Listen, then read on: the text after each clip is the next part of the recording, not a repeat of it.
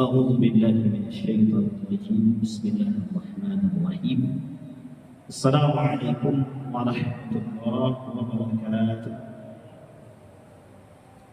الحمد لله رب العالمين الحمد لله الذي أرسل رسوله بالهدى ودين الحق ليظهره على الدين كله وكفى بالله شهيدا أشهد أن لا إله إلا الله وحده لا شريك له وأشهد أن محمدا عبده ورسوله لا نبي بعده اللهم صل وسلم وبارك على هذا النبي الكريم اللهم صل على محمد وعلى آل محمد في العالمين إنك حميد مجيد يا أيها الذين آمنوا اتقوا الله وقولوا قولا سديدا يصلح لكم أعمالكم ويغفر لكم ذنوبكم ومن يطع الله ورسوله فقد فاز فوزا عظيما. Puji syukur kehadirat Allah dan mengucapkan alhamdulillah rabbil alamin.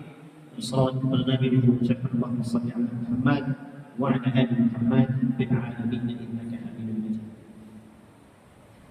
Di dalam satu hadis baginda Nabi Muhammad sallallahu alaihi wasallam mengatakan, wa an Abi Hurairah radhiyallahu anhu qala Rasulullah sallallahu alaihi wasallam thalathatun ana khasmuhum yawm al-qiyamah. Hadis ini adalah hadis qudsi setelah perkataan Nabi kemudian dimulai dengan kalimat wa qala Allah ta'ala atau wa qala Allah azza wa jalla. Jadi hadis ini adalah hadis qudsi. Hadis qudsi itu adalah hadis perkataan dan maknanya datang dari Allah Subhanahu wa taala. Baginda Nabi hanya mengucapkan saja. Kalau hadis baginda Nabi Muhammad sallallahu alaihi wasallam makna dari Allah Subhanahu wa taala, perkataannya datang dari baginda Nabi Muhammad sallallahu alaihi wasallam. Itu perbedaan antara hadis biasa dengan hadis qudsi. Sehingga di dalam Al-Qur'an itu dikatakan wa ma yantiqu 'anil hawa in huwa illa wahyun yuha. Bahwa baginda Nabi Muhammad SAW itu setiap yang diucapkan oleh Nabi itu adalah wahyu, bukan perkataan hawa nafsu. Jadi Nabi tidak berbicara dengan hawa nafsu. Nabi berbicara sesuai dengan wahyu yang itu.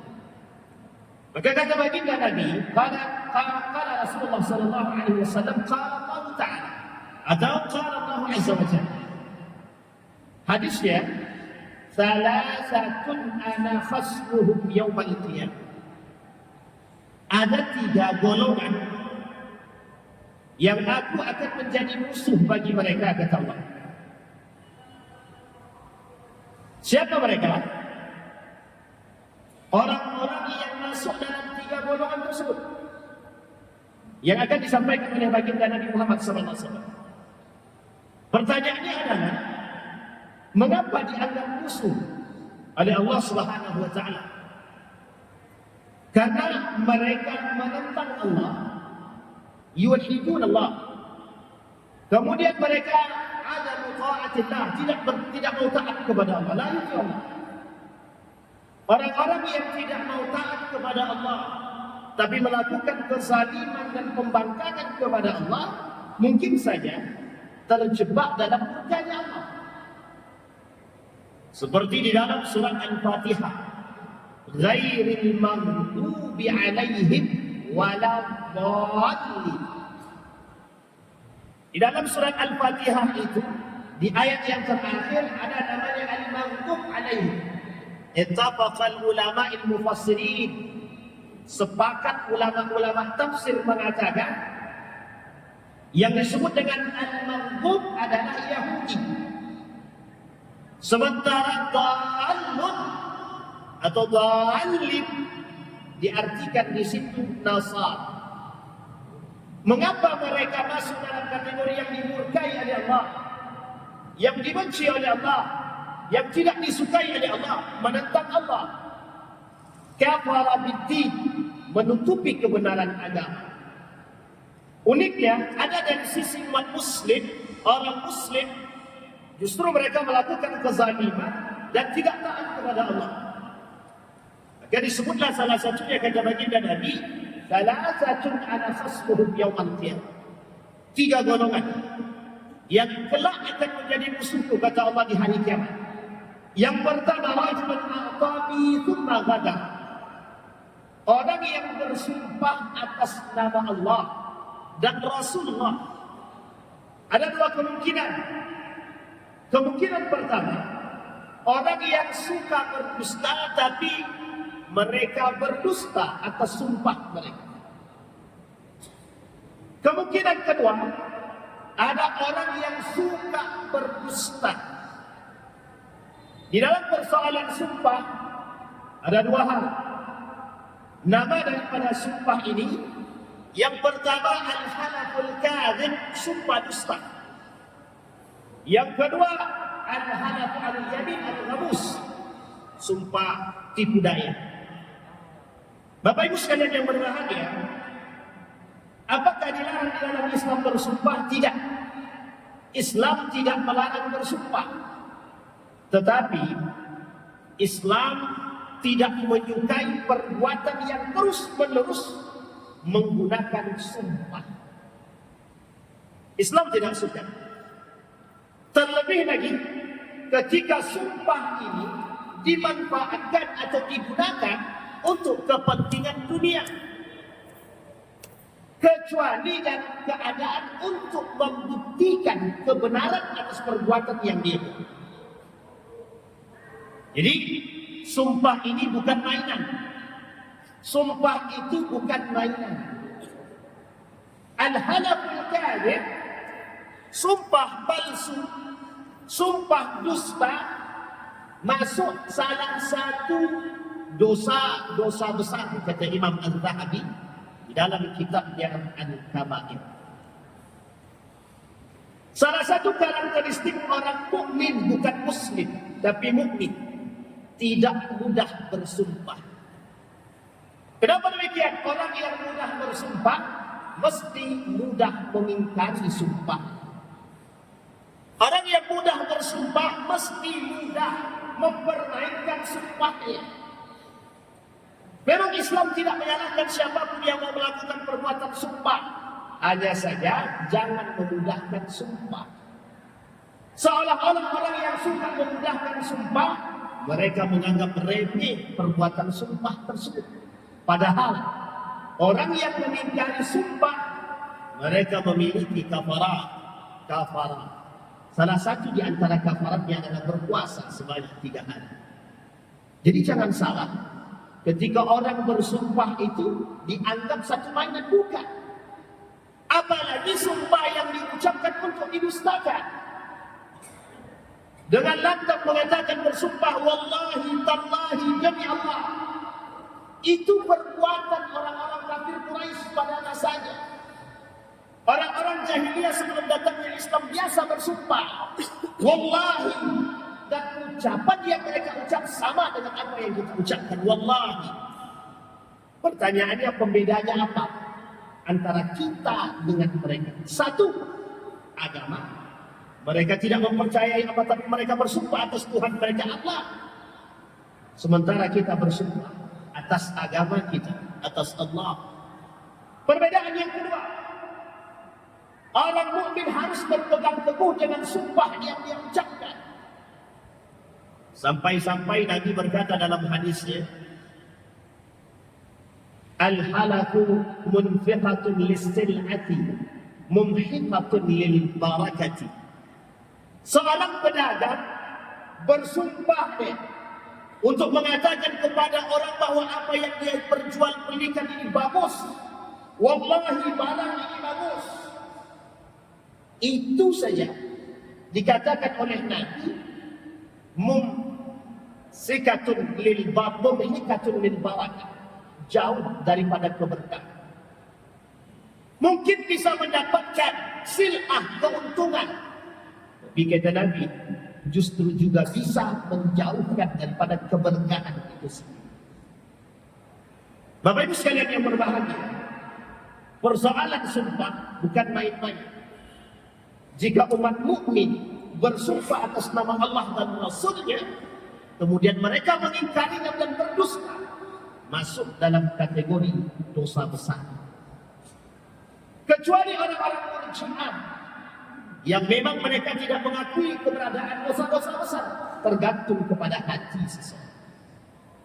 Yang kedua, persoalan al-halaful kadhib, sumpah dusta atau sumpah untuk mendatangkan sil'ah, harus keluar dari ikrar janji seorang mukmin yang hakiki dan menepati perbuatan.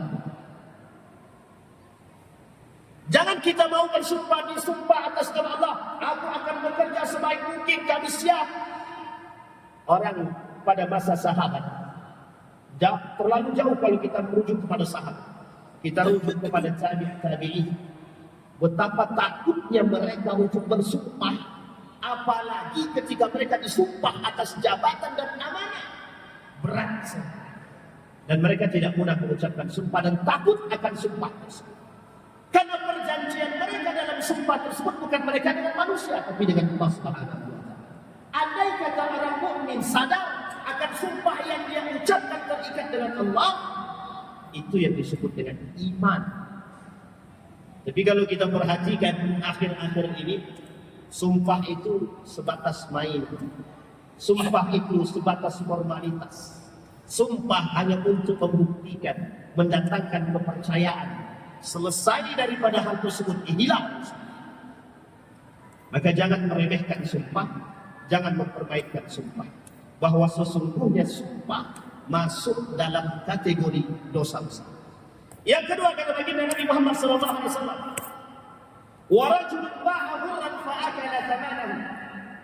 Orang kelompok yang kedua yang dimusuhi oleh Allah Subhanahu wa Ta'ala, orang yang memperjualbelikan manusia merdeka. Siapa manusia merdeka yang diperjualbelikan? Banyak. Anak yatim, manusia merdeka. Lansia, manusia merdeka. Orang-orang tidak mampu, manusia merdeka. Dan orang-orang miskin, fakir, fukara masuk dalam kategori manusia merdeka. Mereka manusia merdeka. Tapi datang lembaga-lembaga mengatasnamakan mereka, mengambil fa'akala thamanahu. Ada orang, lembaga swadaya masyarakat, apapun yang kalian lakukan untuk kebaikan umat manusia, orang-orang fukara, fakir, miskin, Palestina dan lain sebagainya, tidak dipersoalkan oleh agama, kebaikan. Tapi ingat, jangan Anda mencari kehidupan di balik kemerdekaan mereka. Ini menjadi poin. Apalagi di bulan Ramadan ini, banyak sekali lembaga-lembaga yang mengirim WA, mohon bantuan untuk anak yatim. Kita tak tahu anak yatimnya siapa, lembaganya terdeteksi atau tidak, apakah lembaganya penipu atau tidak. Ini sekarang dijadikan salah satu ladang untuk mencari pendapatan. Pernah kami temukan salah satu lembaga mengatasnamakan Palestina. Bayangkan seorang penerjemah saja bisa dibayar sekian drastis, bagaimana dengan orang yang mohon maaf bersangkutan. Belum untuk lembaganya, kemudian berapa yang mereka berikan untuk rakyat Palestina. Hati-hati, harus menyesuaikan dengan SOP dan aturan agama yang jelas. Berapa banyak panti asuhan perlu diperhatikan, perlu. Tapi perlu banget untuk kita lihat kebenarannya. Apakah ada orang yang berhak menerima atau mohon maaf?